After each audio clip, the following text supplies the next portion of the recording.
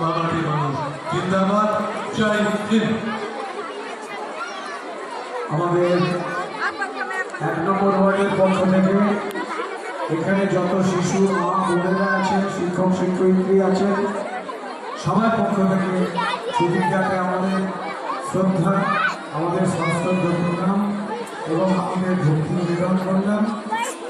আমাদের দিদি বলেন, মাননীয় মুখ্যমন্ত্রী, যে খেলা হবে তিনি চান যে সব জায়গাতেই একটা খেলা শুরু হোক।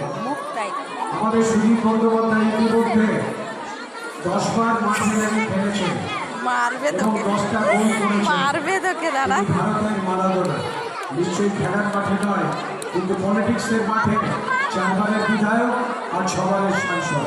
এই 10 নম্বর জার্সিটা প্রাপ্ত, যেটা মারাদোনার গায়ে থাকে। সেই জন্যে